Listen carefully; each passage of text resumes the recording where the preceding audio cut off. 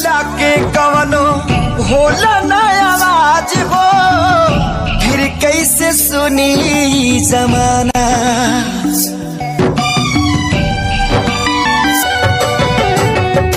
हो जइबू दोसर के